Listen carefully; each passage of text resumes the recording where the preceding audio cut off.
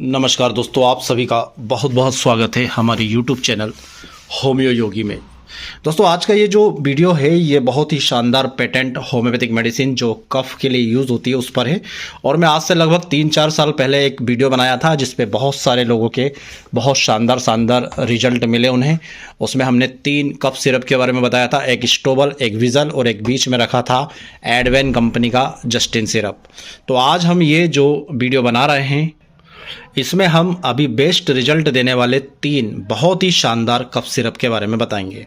जैसा कि हम अपनी चैनल पे जो वीडियो डालते हैं उसमें एक प्रोग्राम होता है हमारा बहुत ही अच्छे रिजल्ट देने वाली पेटेंट होम्योपैथिक मेडिसिन। तो उसी में कफ के लिए जो पेटेंट होम्योपैथिक सिरप आते हैं जिसके बहुत शानदार रिजल्ट आते हैं, ये दोस्तों वीडियो में वो बता रहे हैं। खांसी में चाहे कुछ कफ आ रहा हो, कुछ म्यूकस बाहर आ रहा हो, उसके लिए हो, चाहे सूखी खांसी हो या चाहे एकदम दम घुटने वाली खांसी हो, इस तरह से हमने सभी प्रकार की खांसियों के लिए अलग अलग कॉम्बिनेशंस बताए हैं। आप चाहें तो हमारी यूट्यूब चैनल पर होम्यो योगी पर जाकर के देख सकते हैं।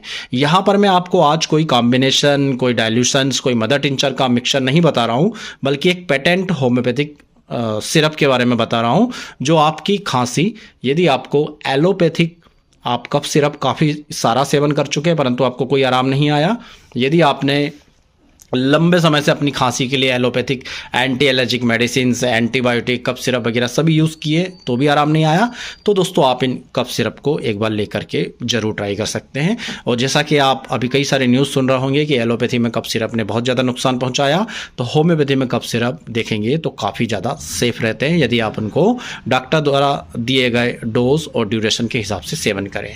तो नए होम्योपैथिक डॉक्टर के लिए ये वीडियो देखना बहुत ज़रूरी है ताकि उन्हें पता चल सके कि तुरंत रिजल्ट कौन से कफ सिरप दे रहे हैं। देखिए यहाँ पर आपको ये तो बड़े बड़े कफ सिरप होते हैं जो या तो किसी फैमिली के लिए होते हैं या डॉक्टर्स के लिए होते हैं, ताकि कई बार डॉक्टर क्या करते हैं कि अपने कफ सिरप में कुछ अपने द्वारा उन्हें लगता है कि मेडिसिन से मिलाना जरूरी है, तो इस प्रकार से बड़े कफ सिरप वो रख सकते हैं। और ये होते हैं छोटे कफ सिरप जो एक पेशेंट के लिए, एक मरीज के लिए एक कप सिरप जो होता है वो सफिशिएंट होता है। ये लगभग जैसे ये 115 ml का है, ये भी 120 ml का, ये भी 120 ml का है। मतलब नॉर्मल कप सिरप देखेंगे आप तो लगभग 120 ml के आसपास ये इसकी पैकिंग होती है। तो अब बात करते हैं कि हम कहाँ पर कौन सा कप सिरप यूज़ करेंगे। देखिए दोस्तों, खांसी 3 तरह से चलती है, मैं नॉर्मली बता रहा हूँ ना, ऐसे तो खांसी में आप जाओगे तो अलग अलग चीज़ें मिलेंगी, पर जनरली देखेंगे तो या तो सूखी चल रही है जिसमें लगातार सूखी खांसी आ रही है, कफ नहीं निकल रहा, या ठसके से लगातार आते जा रहा है। दूसरी खांसी वो होती है जिसमें सूखी भी चलती है और कभी कभी थोड़ा बहुत कफ भी निकलता है। जब आप पेशेंट से बोलेंगे तो पेशेंट खुद ही कंफ्यूज रहेगा, वो आपको नहीं बता पाएगा क्लियर कि कफ निकल रहा है कि नहीं। और तीसरा वो खांसी जिसमें पेशेंट भी बोलता है कि मैं कफ बार बार निकलता है, मुझे बार बार थूकने के लिए जाना पड़ता है, या जब आप लंग्स चेक करते हो तो आपको साउंड आता है कफ लंग्स के अंदर भरा हुआ, ऐसा साउंड आपको अलग ही सुनाई दे जाता है। साथ साथ पेशेंट और उसके अटेंडर भी बोलते हैं कि रात में हम जब सोते हैं तो गड़गड़ाहट सी आवाज़ आती है, जब सांस लेते हैं तो खड़ खड़ खड़ खड़ की आवाज़ आती है, जो ये बताता है कि लंग्स के अंदर बहुत सारा कफ भरा हुआ है। तो दोस्तों, जब किसी व्यक्ति को लगातार ठसके वाली या सूखी खांसी लगातार लंबे समय से चल रही हो, नई हो पुरानी हो, तो आप स्टोबल कफ सिरप से शुरुआत कीजिएगा। सूखी खांसी या ठसके वाली खांसी में इससे बेस्ट कोई कफ सिरप मुझे अभी तक नहीं मिला।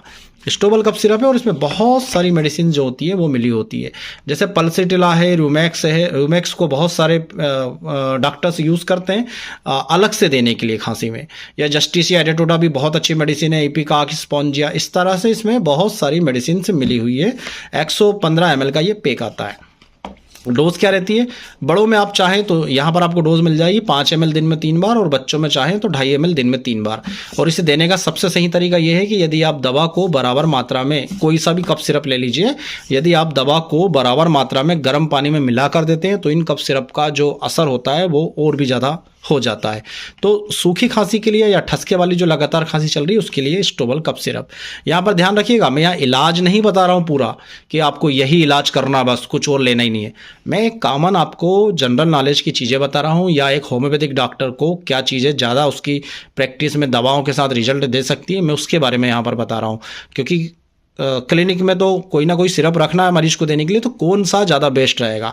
पर इसके साथ जो आप अपनी मेडिसिन से देते हो, आर्सेनिक देते हो, ड्रोसेरा देते हो, ब्रायोनिया देते हो, या मदर टिंचर्स के जो कॉम्बिनेशन में हमेशा बताता रहता हूँ, जैसे आसियम सेंक्टम, गिलोय, ग्लाइसराइजा ग्लाब्रा, इस तरह के जो मदर टिंचर्स का कॉम्बिनेशन या जो मेडिसिन आपको देना वो आप दीजिए। ये केवल आपको जो एक कफ सिरप देना रहता था मैं उसके लिए बता रहा हूँ।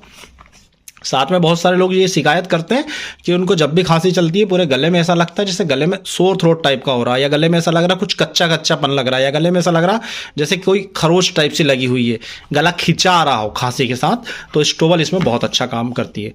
जैसे मैंने आपको बताया कि मरीज कंफ्यूज है कि सूखी खांसी है कि गीली खांसी, उससे नहीं समझ में आ रहा है। आप भी चेक कर रहे हो तो आपको भी एकदम स्पष्ट नहीं लग रहा कि बहुत ज़्यादा कफ की आवाज़ आ रही है और हल्का फुल्का सा महसूस हो रहा है, तो वहाँ पर आप कोफीज सिरप का यूज़ करें। इसमें केवल 4 मेडिसिन होती है और चारों मेडिसिन जो होती है वो मदर टिंचर में मिली है। जैसे ब्लाटा का मदर टिंचर, ब्रायोनिया का, इपिकाक का और जिंजिबर ऑफिसिनेलिस यानी अदरक का। तो ये जो है मदर टिंचर में होने के कारण, और यहीं पर आप देखेंगे तो इन कफ ऑफ ऑल टाइप, तो ये सभी प्रकार के कफ, जैसे मैंने आपको बताया सूखी गीली सभी खांसी के लिए। साथ में यदि सांस लेने में समस्या है तो चूंकि इपिकाक का मदर टिंचर मिला है या ब्लाटा ओरिएंटलिस अस्थमा की अच्छी मेडिसिन है तो ये उसमें भी बहुत ही अच्छा काम करती है। तो दूसरा कफ सिरप कोफीज, बहुत बढ़िया रिजल्ट। और तीसरा जो कफ बार बार व्यक्ति जो है उसको थूकने के लिए बाहर जाता है, एक बार खांसता है और फिर उसको मुंह में जो है बहुत सारा म्यूकस आ जाता है, फिर उसे बाहर फेंकने के लिए जाता है। तो इस तरह का, और जब आप लंग्स चेक करते हैं तो खड़ खड़ खड़ खड़ की आवाज़ आ रही है, अंदर पूरा म्यूकस भरा हुआ आपको स्पष्ट सुनाई दे रहा है। तो इस प्रकार के केसेस में, जहाँ एलोपैथी में आपने देखा होगा कि एम्ब्रोक्सोल और गाइफेंसिन इस टाइप की मेडिसिन देते हैं कफ को बाहर निकालने के लिए, आपको ये विजल मिक्सचर का यूज़ करना चाहिए। यहाँ पर आप देखेंगे ये एक्सपेक्टोरेंट है बहुत अच्छा। तो इसमें भी आप मेडिसिन देखेंगे तो मदर टिंचर्स में भी है और कुछ ज़्यादा मेडिसिन जैसे aspidosperma, bryonia, Hydrastis, आयोडम, ipecac, Justicia एडेटोडा और सेम्बुकस नाइग्रा और साथ में सेनेगा। तो ये सब मदर टिंचर में, और आयोडम इसमें 3x में मिला हुआ है। फिर से एक बार रिवीजन कर लेते हैं। सूखी खांसी चल रही है, लगातार आपको जो है वो ठसके जैसे आ रहा है या गले में कच्चापन लग रहा है तो स्टोबल, सूखी गीली दोनों तरह की खांसी मिक्स है तो कोफीज, और यदि एकदम गीली खांसी चल रही, कब बार बार आ रहा है तो आपको विजल मिक्सचर यूज़ करना चाहिए। डोज तीनों की एक जैसी है। वयस्कों में आप 5 ml दे सकते हैं दिन में 3 बार, और बच्चों में 2.5 ml दिन में 3 बार दे सकते हैं, पर बराबर मात्रा में गर्म पानी में मिलाकर देना है। अब एक बात का और ध्यान रखिएगा दोस्तों, जैसा अभी मैंने आपको थोड़ा सा डिटेल बताया कि ये सूखी खांसी के लिए, ये बीच की खांसी के लिए, ये गीली खांसी के लिए। अब ऐसा नहीं है कि ये केवल इन्हीं खांसी में यूज़ होती है, ऐसा नहीं है कि इसे आप गीली खांसी में नहीं दे सकते, इसे सूखी खांसी में नहीं दे सकते, ऐसा नहीं है। मैं केवल आपको एक प्रोबेबिलिटी बता रहा हूँ कि सूखी खांसी में इसके रिजल्ट सबसे बेस्ट मिलते हैं, गीली खांसी में इसके सबसे बेस्ट मिलते हैं, और मध्यम जो बीच की खांसी होती है उसमें इसके बेस्ट मिलते हैं। पर ऐसा बिल्कुल नहीं है। आप चाहें तो गीली खांसी में ये भी दे सकते हैं, सूखी खांसी में ये भी दे सकते हैं। मैं केवल एक अपने क्लिनिकल प्रैक्टिस के और रिजल्ट के ओरिएंटेशन की बात कर रहा हूँ कि सूखी खांसी में सबसे ज़्यादा इसके रिजल्ट मिलते हैं। तो जब भी कोई सूखी खांसी के लिए आता है मैं डायरेक्ट यही देना प्रीफर करता हूँ। कफ सिरप का यूज़ अपनी प्रैक्टिस में जरूर कीजिए, और वीडियो के नीचे डिस्क्रिप्शन बॉक्स में बताइए आपको कैसे रिजल्ट मिल रहा है, क्योंकि अभी जो सीजन है, ठंड तेज पड़ रही है, बार बार मौसम परिवर्तन होने के कारण बहुत सारे लोग लंबी सर्दी खांसी के शिकार हो गए। तो ऐसी कंडीशन में यदि आप कफ सिरप यूज़ करते हैं तो एक बार इन कफ सिरप का बताई गई स्थिति के अनुसार यूज़ कीजिएगा, और साथ में यदि आप अपनी मेडिसिन से देते हैं पेशेंट को देख करके, उसके लक्षणों को देखकर, तो सोने पे सुहागा। तो इसी तरह के ज्ञानवर्धक वीडियो दोस्तों हम अपने चैनल पर डालते रहते हैं, और हमारे वीडियो को यदि आप पसंद करते हैं तो वीडियो को लाइक जरूर कीजिएगा, चैनल को सब्सक्राइब करके जाइएगा। आप सभी का बहुत बहुत धन्यवाद। जय हिंद, वंदे मातरम।